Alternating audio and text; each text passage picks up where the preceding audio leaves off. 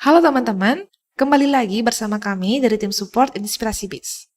Kali ini kami akan memberikan tutorial cara menambahkan transaksi pesanan penjualan pada EPOS 5. Nah, untuk menambahkan transaksi pesanan penjualan ini, bisa disimak penjelasan berikut.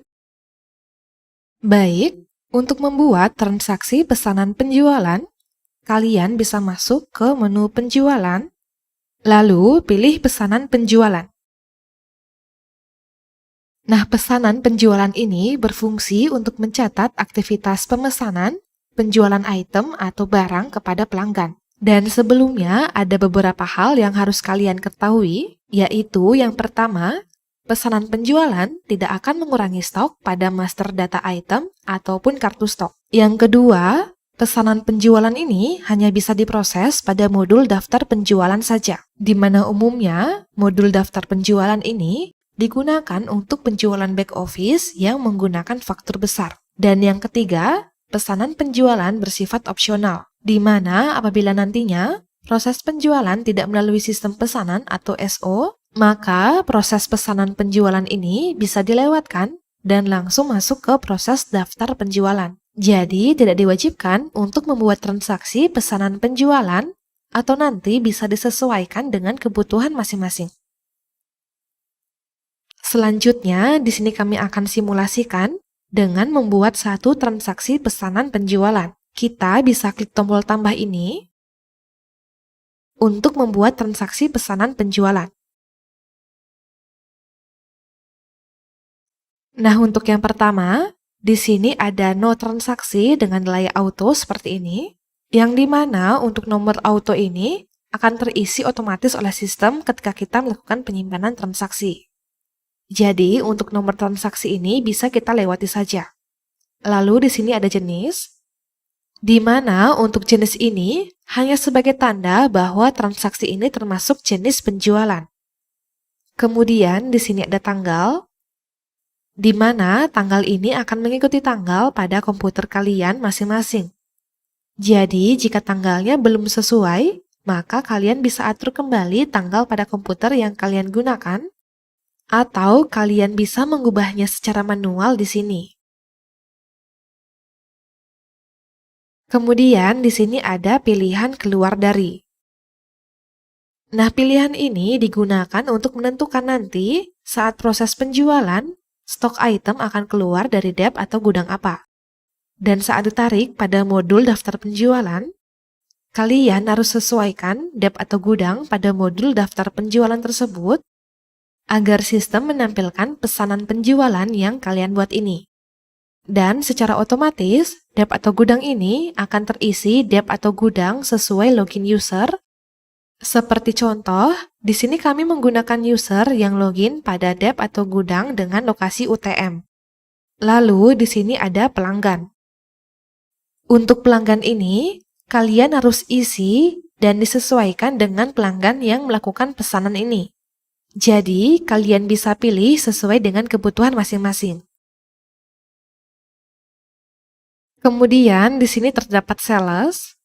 Dan untuk sales ini, kalian bisa sesuaikan dengan kebutuhan kalian masing-masing.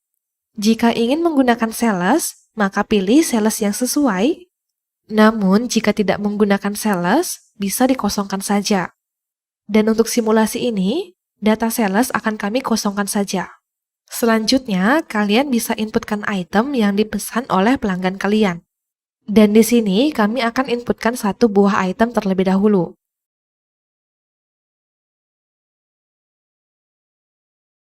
Jika sudah, kalian bisa lihat pada kolom jumlah ini, di mana kolom jumlah ini bisa diisi sesuai dengan quantity item yang dipesan oleh pelanggan kalian.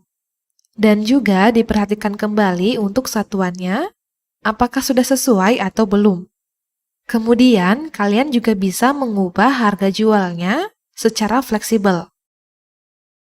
Kemudian, di sini ada kolom pot yang artinya potongan dalam bentuk persen. Dan untuk potongan ini merupakan potongan yang akan dikenakan per itemnya, sehingga akan langsung mengubah total dari item tersebut. Kemudian di sini juga ada PPN. Nah, untuk PPN ini, kalian bisa pilih sesuai dengan kebutuhan kalian. Atau untuk lebih detailnya, kami sudah buatkan video khusus untuk mengatur sistem pajak. Bisa kalian klik link yang ada pada box deskripsi. Lalu kita beralih pada bagian bawah sebelah kiri. Yang pertama di sini ada hapus detail. Nah, tombol ini digunakan untuk menghapus item yang ada pada list item ini. Kemudian ada tombol detail item, di mana tombol ini digunakan untuk melihat detail dari item yang kita pilih. Misalkan seperti ini. Kita pilih dulu itemnya, lalu kita klik tombol detail item. Nah, nanti akan seperti ini. Dan di sini juga ada history jual untuk pelanggan yang kita pilih. Lalu di sini ada tombol lihat harga, di mana tombol ini digunakan untuk melihat informasi harga jual yang telah kita atur pada item ini. Untuk menggunakannya, kita bisa pilih dulu itemnya, lalu kita klik tombol lihat harga ini. Nah, jadi di sini ada keterangannya. Kemudian di sini ada tombol sistem HJ, di mana untuk tombol ini akan berfungsi jika kalian mengaktifkan fitur fleksibel pada item yang kalian inputkan.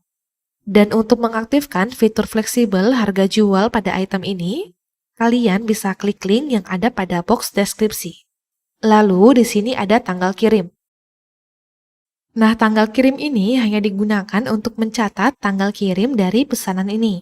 Dan datanya hanya digunakan sebagai keterangan saja. Jadi bisa disesuaikan dengan kebutuhan masing-masing. Lalu di sini ada keterangan.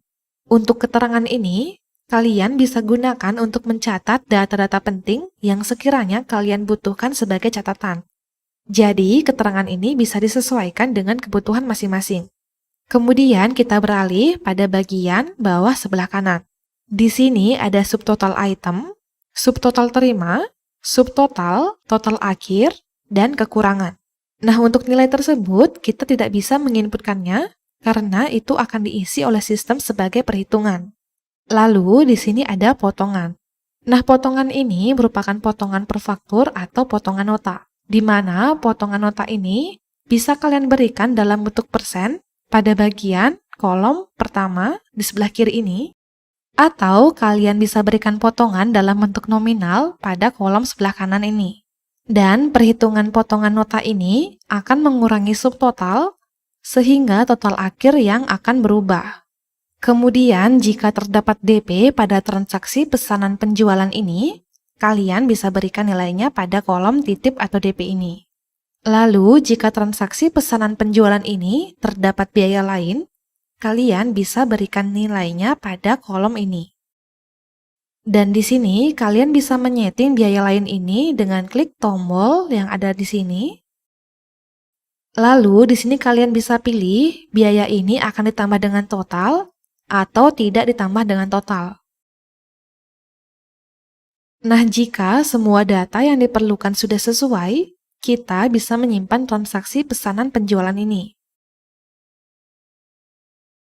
Jika sudah berhasil disimpan, maka transaksi pesanan penjualan ini sudah berhasil kita buat dan sudah bisa diproses pada transaksi daftar penjualan. Nah, jadi itu dia cara menambahkan transaksi pesanan penjualan pada EPOS 5. Jika kalian ada pertanyaan atau ada kendala, bisa hubungi kami atau komen video ini. Jangan lupa di like dan follow Instagram kami di @inspirasibiz. Dan jangan lupa subscribe serta klik tombol lonceng untuk nyalakan notifikasi dari kami. Sampai jumpa di tutorial berikutnya.